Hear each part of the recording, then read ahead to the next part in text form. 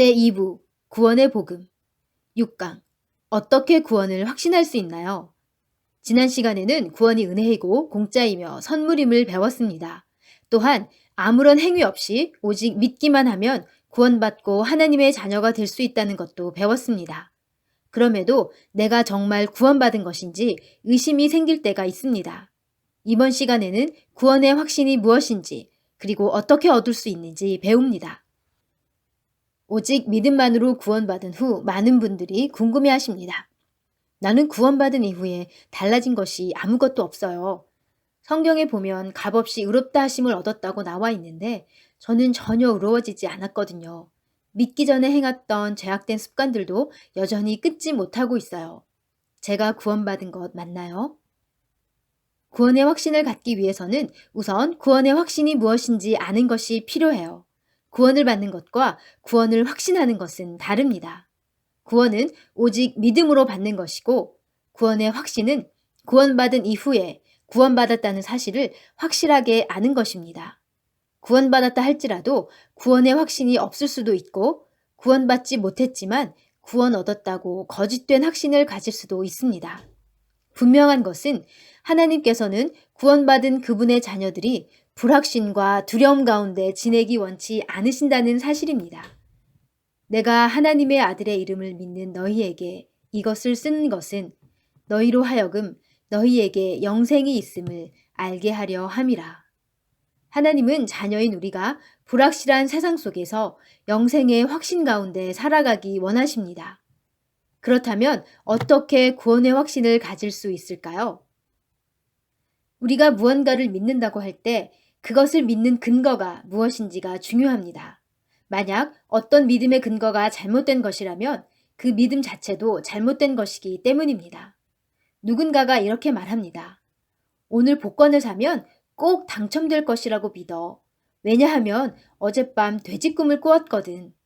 그가 복권에 당첨될 것이라 믿는 근거는 무엇인가요? 꿈에 돼지가 나왔다는 사실입니다. 꿈에 돼지가 나오면 100% 복권에 당첨되나요? 물론 그렇지 않지요. 이렇듯 그의 믿음의 근거는 너무도 빈약하기 때문에 그의 믿음도 허무하게 끝날 것입니다.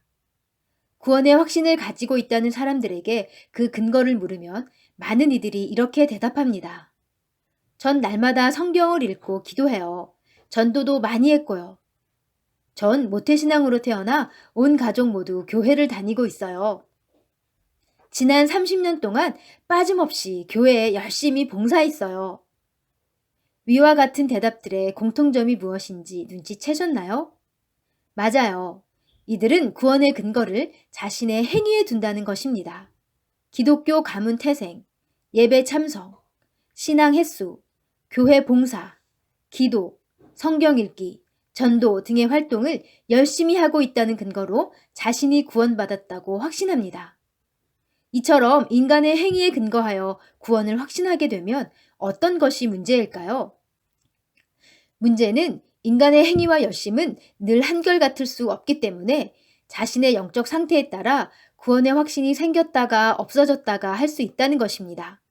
예를 들어 자신의 영적 상태가 좋을 때는 구원받은 듯 느껴지다가도 죄를 짓고 넘어지게 되면 구원받지 못한 것 같은 두려움이 밀려옵니다.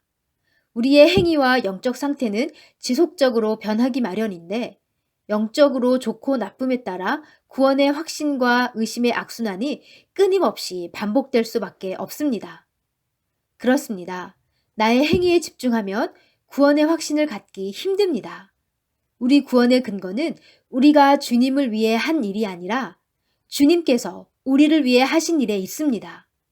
구원은 주님을 위한 우리의 열심이 아닌 우리를 위해 다 이루신 주님의 공로로 값없이 얻어지는 것입니다.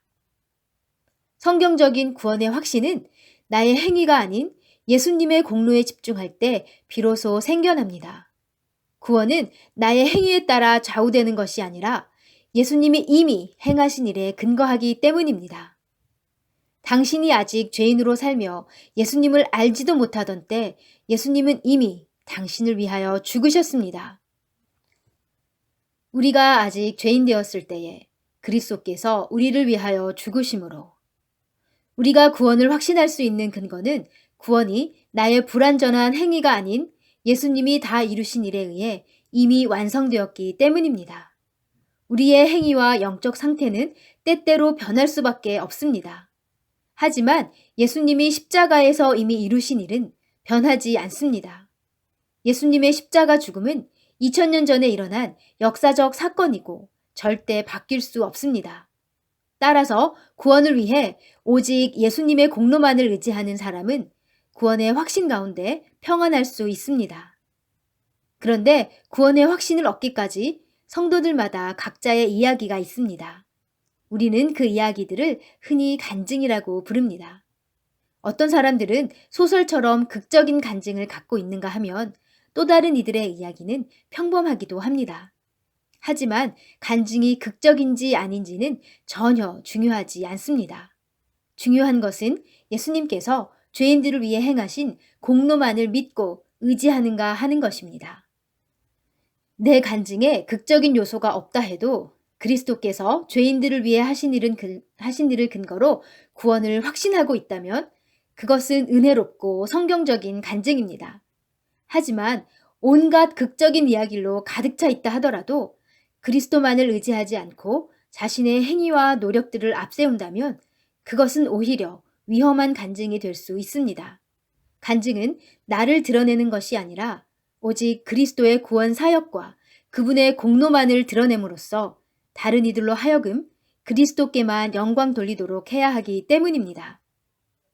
저는 믿는 가정에서 태어났지만 예수님을 구원자로 믿고 구원받은 시기는 대학 졸업 이후입니다. 제가 구원 얻은 간증은 지루할 정도로 평범합니다. 성경 공부를 통해 제가 죽을 수밖에 없는 죄인임을 깨달았고 죄와 사망에서 구원받고 싶어 값없이 주시는 영생의 선물을 믿음으로 받아들였을 뿐입니다. 그럼에도 여전히 자신의 변하지 않는 모습을 보고 구원을 확신하지 못하는 분들이 계실 거예요. 성경에는 믿는 자는 의롭다 하심을 얻는다고 나와 있습니다. 하지만 지금 나의 모습은 의로운 것과는 거리가 멀기 때문에 내가 제대로 믿고 구원받은 것이 맞는지 의심하게 됩니다. 이것은 의롭다 하심을 얻는다라는 말의 성경적 의미를 잘 모르기 때문에 생기는 일입니다.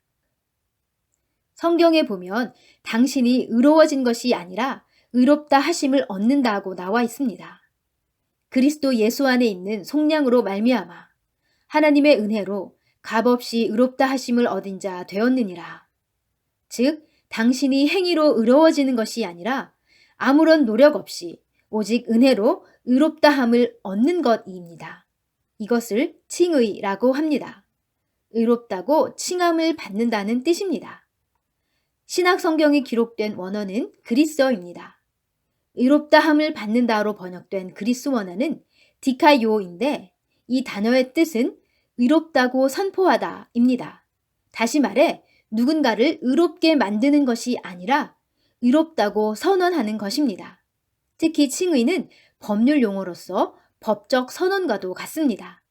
마치 법정에서 판사가 피고를 향해 무죄를 선고하듯 재판장이신 하나님께서 죄인들을 향해 의롭다고 선포하는 것이 칭의입니다. 따라서 칭의는 인간의 행위와는 아무런 관계가 없습니다. 죄인이 아무리 노력한다 해도 하나님의 의로운 기준을 만족시킬 수 없기 때문입니다. 칭의는 죄인을 한순간에 의롭게 만드는 것이 아닙니다. 칭의는 의롭지 못한 자를 의롭다고 칭하시는 심판주 하나님의 법적 선언입니다. 이를 아니할지라도 경건하지 아니한 자를 의롭다 하시는 이를 믿는 자에게는 그의 믿음을 의로 여기시나니. 여기서 이런 질문이 생길 수 있어요. 의롭지 않은 죄인을, 그것도 의로워지려고 조금도 노력하지 않는 죄인을 의롭다고 선포하는 것이 과연 정당한가요? 어떤 판사가 범죄자를 무죄라고 선고한다면 그 판사의 판결은 정당하지 못합니다. 그렇다면 죄인을 의롭다고 하시는 하나님의 선언도 부당한 것일까요? 하나님께서 죄인을 의롭다고 하시는 것은 정당합니다. 그 까닭은 칭의의 근거가 우리의 행위가 아닌 예수님이 죄인들을 위해 하신 일에 있기 때문입니다. 예수님은 죄인들을 의롭다고 선언하는 데 필요한 모든 일을 다 이루셨습니다. 죄수가 죄값을 다 치르면 더 이상 그 죄에 얽매여 있지 않은 것처럼 예수님께서 인류의 죄값을 죽음으로 대신 치르셨기 때문에 하나님은 이제 믿는 죄인들을 의롭다고 선포하실 수 있습니다. 우리가 율법의 행위로서가 아니고 그리스도를 믿음으로써 의롭다함을 얻으려 함이라. 의롭다 하심의 근거는 죄인들을 죄와 죽음에서 풀어 자유케 하시기 위해 죄인들을 대신하여 죽으시고 하나님의 의로운 요구를 온전히 충족시킨 예수님의 대속 죽음입니다.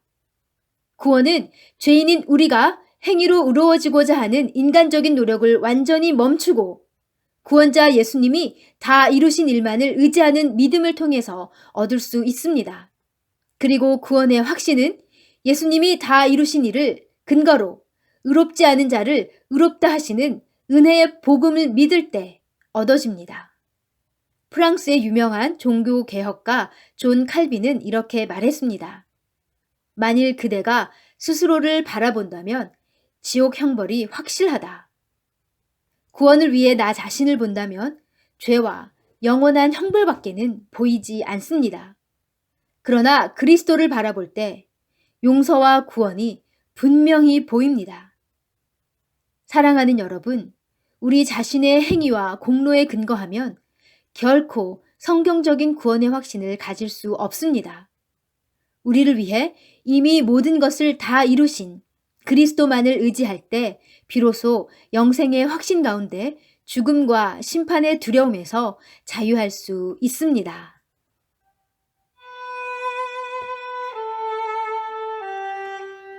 오늘의 적용. 칭의는 예수님이 하신 일에 근거하여 죄인을 의롭다고 선포하시는 하나님의 선고임을 배우게 하시니 감사합니다. 2. 내가 예수님을 위해서 행하는 일이 아니라 예수님께서 나를 위해 이미 다 이루어 놓으신 일만을 의지함으로써 구원의 확신을 가질 수 있도록 기도합니다. 3.